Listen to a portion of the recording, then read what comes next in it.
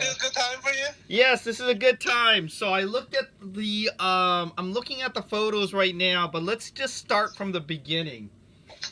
Um Yes. so tell me about the location of where the plants are. I see that they're by the window, but is it a south facing window? How much sunlight are you getting every day? So I am, let's see if it is a south facing. It is by a window, but it's a triple plane, so it's not uh, very cold, and it's a southwest facing.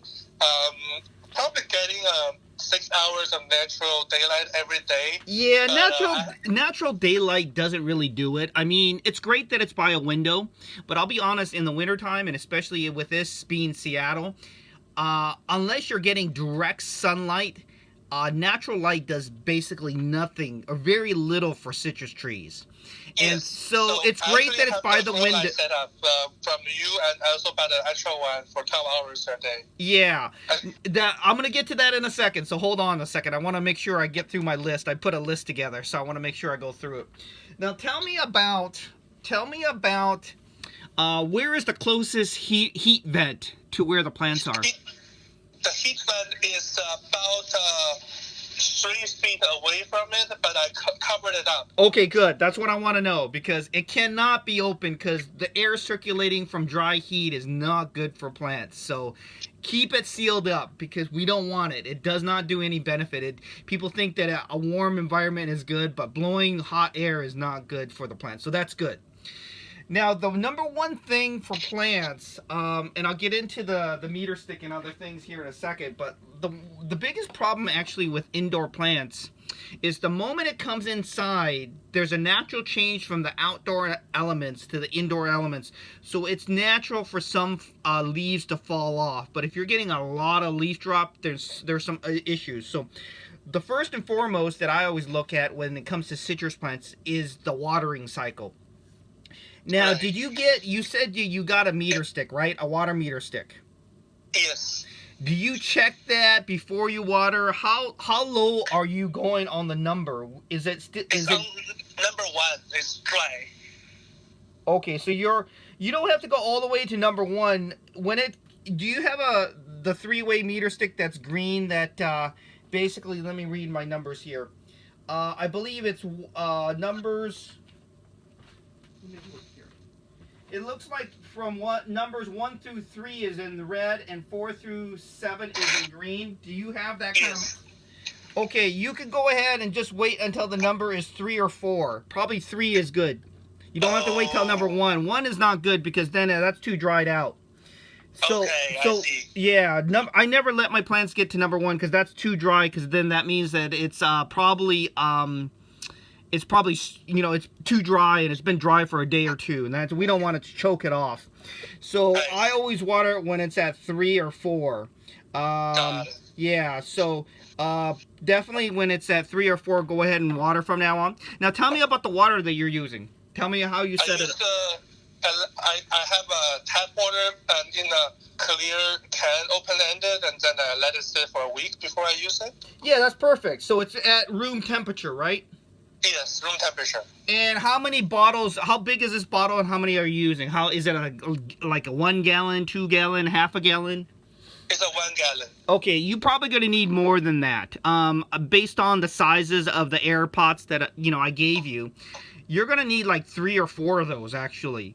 For each watering? For each watering, if you're watering both. But the thing is watering citrus plants is you want deep, thorough watering, but you want it infrequent. If you're only taking one of those bottles, I don't see it thoroughly doing a deep watering, because what happens is that as it moves its way through the dirt inside that tight pot, there's going to be pockets where it's for whatever reasons, it's leaning toward a certain way, or the water's funneling to the left side or the right side. It's not soaking all the way through. So you've got to water a couple times in each session, so that way it soaks in that soaks in the water in all the areas, both on the left side, the right side, the front side, the back side. Do you follow me here? Yes, I see what Yeah, you're saying. one. I've seen a study done before where they showed some sort of magnifying glass, and they took a gallon of, they took a milk jug, they went ahead and filled up the air pot with water, and then they did a little viewing of exactly how dry the soil was, and there's a lot of pockets in that soil that are dry that just doesn't pick up the moisture, and that's because 1 gallon of water is not enough. So go ahead and do like 3 gallons of water. You're gonna take that pot and you put it in the sink, and then just pour that room temperature water that's been aerating for a week, or anywhere from 3 to 7 days is fine. Go ahead and pour that in there and try to get all around it. The water's gonna fill up. You're gonna let it seep down, and then just try to make sure that as you're pouring the water in, you're pouring it from all 360 circumference area.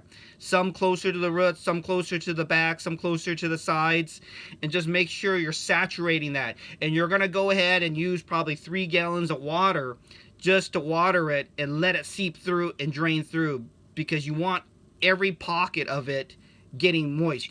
Think of it as the roots are going to be on the left side, the right side, the front side, the back side. They're going to be deep and shallow. Well, as you're watering, you got to make sure that you're watering all that soil and it's seeping through every crevice and crack of the soil that's compact in there. How water runs is kind of like how it runs in a river. It just goes a certain direction, so you got to kind of force it into all these other areas that you can't visually see. Does that make sense? Yeah. That totally makes sense. So since that's exactly the reason what I'm trying to So do, going back to what I see so far, you're gonna go ahead and just pick up extra containers. You can go ahead and let it aerate for a week, but 3 to 5 days is more than enough. You're gonna do at least 3 gallons of watering per container, and you're gonna use that meter stick instead of letting it go all the way down to 1. 3 or 4 is perfectly fine.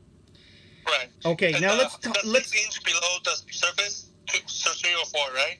Yeah. So you're gonna pour the water on top, but make sure you pour it you kind of pour all over the soil from the left side, the right side, the front side, the top side, on the back. Yes. Yeah, because as the water kind of flows through, sometimes it just goes only a certain direction. We just can't see it inside, and so that's why as I water, sometimes I'll even tip the air pot a little bit to the left and right, so the water is just forced to go certain directions. Got it. Yeah. Awesome. Thank you so much for this. I will do it right now. Yeah. Hold on. I'm not done yet. Now, tell me about this. I gave you those GE bulb lights, but I see that you're using the little the tube light, the thin tube light. Are you using those round circular lights that I gave you, the commercial grade GE? Yes. Oh, you are. Yes. Okay. It's on the side. Okay, because you didn't send me any pictures. You only showed me the small little tiny ones. Those ones are pretty light. They're not very bright at all. Right. I will send you a photo, like a full picture. Sorry, I didn't realize that. Yeah. I'll send you that afterwards. Okay. And let me see exactly the layout of that. And then, because right now I'm looking at the picture of the tube light. That light is not very bright at all. It does very little. I mean, they're great for house plants, but for citrus plants, which need a lot of sunshine. Now, tell me, what time do you turn that on? I have an automatic timer, 9 a.m. to 9 p.m. actually.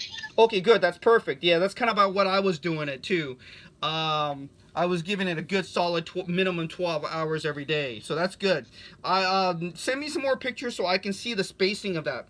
Now, the one concern that I had was you said something about fertilizing. Tell me what kind of fertilizer you used when you first got the plant from me. I think I just used a little bit of mineral, like a salt, and I just mixed it in the water for the first watering, and that's it. Yeah, I wouldn't use that. I use only citrus specific fertilizer, and then if you're using a water soluble, then the only one I can actually recommend, the two that I use, is I'll use the Miracle Grow water soluble plant food, but I also use something a little less strong that's even better. I use the Master Blend solution. So you know how I grow everything hydroponically. If I cheat and I want to give it a boost, then I'm going to go ahead and give it a boost no more than once a month. I'll use that Master Blend formula, which is basically the hydroponic solution. And what I'll do is I'll go ahead and water it one time with that. But I would recommend you not do any fertilizer for a while. The reason for that is we don't like to fertilize when flowers are showing. So you never want to fertilize a plant when you see flower buds or flowers opening, because they cause the flowers to drop. And what we need is the flowers to fully open, and they need to set. Now, another thing you may not notice is, or know, is you got to hand pollinate. Once the flowers open up, you got to hand pollinate. So I would take like I already did that. Oh, okay, yeah. So you'll self-pollinate each of the flower buds, but I definitely would not recommend not fertilizing anymore until the fruit sets and becomes at least dime size. When the fruit sets and becomes at least a dime size, then you can give it that extra boost to give it additional fertilizer as the fruit is, turning into fruit. Now, with your meter stick, do you have a portion on there that has the pH reading? Have you done a pH reading on your soil? Hey, sorry. I just got a call from my boss. I think he's asking for me for something. Can I get back to you on this later? I think I don't have a pH meter. I will send you some information, and I will buy a new one. Okay. I really apologize for this. No, not a problem. Not a problem. We talk again later. Okay. Really appreciate it. Thank you so much for the help. Okay, bye-bye. Bye-bye.